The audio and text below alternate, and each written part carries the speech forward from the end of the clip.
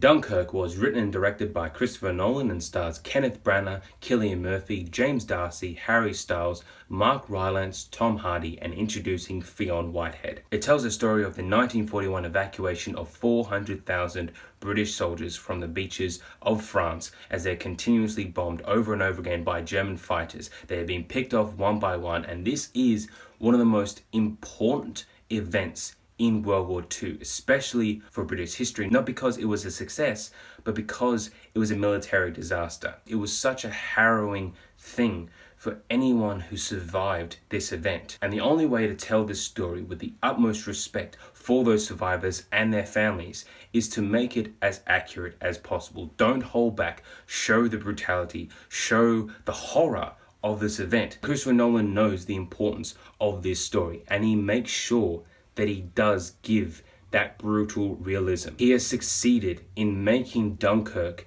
an incredibly involving experience. It's more than just an epic war film, but it is very quiet at times. It's loud and in your face and just totally throws you in there and doesn't hold back, but it slows down and it meditates and it reflects on the true horrors of something that isn't some big battle, but it's just waiting to die, basically, trying to survive at any means necessary. Dunkirk was a film that totally involved me from start to finish. It tells 3 different storylines of the land, the sea, and the air in different time spaces.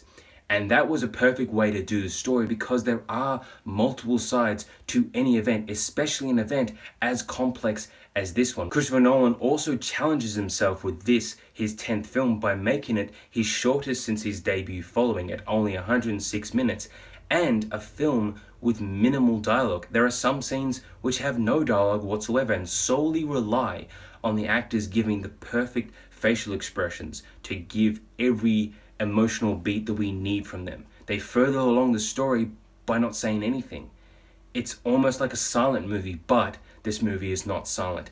It is loud. It is huge. It is so much to take in at all times. And Christopher Nolan has directed this film almost to perfection. There are a few flaws that I can have with this film. I do understand the criticism that some people might have that the characters aren't well developed, because we don't get so much dialogue from them. We just get those facial expressions, those minimal exchanges. But I saw this more like what Stanley Kubrick was able to do with 2001: A Space Odyssey. He was able to make this huge, deeply engaging cinematic experience, something that turned into one of the most influential films of all time, with minimal characters. We have pretty much one human character that we know, okay, he's our main guy, we're gonna follow him. And that is exactly what Christopher Nolan is able to do with Dunkirk. He gives us this great ensemble of incredibly talented actors who all have their great moments. And we're able to latch onto, okay, Tom Hardy is the pilot, Fionn Whitehead is the main soldier on the land, and Mark Rylance is the captain of his little boat out in the sea. And that's all we need, because through the language of film, Christopher Nolan is able to make this a deeply engaging experience. This was my first film at IMAX, and it is so totally worth it. Christopher Nolan's regular collaborators, Hans Zimmer as composer and Hoyt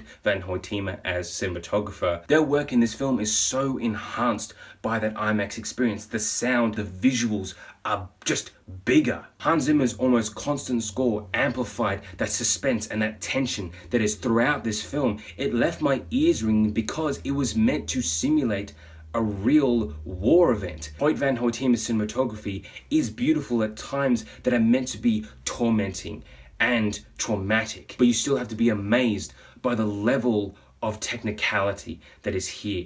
This movie was shot 75% in IMAX. These are huge cameras, but they're able to place them in ways that I never thought possible. Underwater, on the sides of planes, on a stretcher as it's being moved about. It is incredible to watch every single frame of this film. I do also agree, however, that Dunkirk's use of different time settings for each of the 3 stories does get a little confusing to the second act. It's smoothed over in the climax, but I had trouble in that middle section of remembering, okay, this character is here and this event happened at this point, but then this happened here, and it's just all this information that you have to decipher, and I don't think that you need to be deciphering it at arguably the most important point of the movie, the direct middle. Dunkirk, nonetheless, is a masterclass in directing. This is one of Nolan's finest films. It does have its flaws, but the amount of production that he's able to pour in here,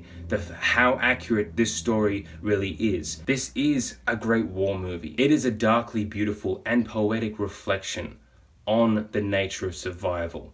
It is performed well, it is shot beautifully, the music is incredible. Dunkirk was one of the most immersive cinematic experiences I've ever had, and I'm so thankful that, and I have to say that Dunkirk is definitely a film that you should throw all your money at. So Dunkirk, have you seen it? Please tell me what you think about it in the comments below. There are going to be videos linked down here or one over there. For more Mr. Movies, please press my little face right there. Thanks for watching.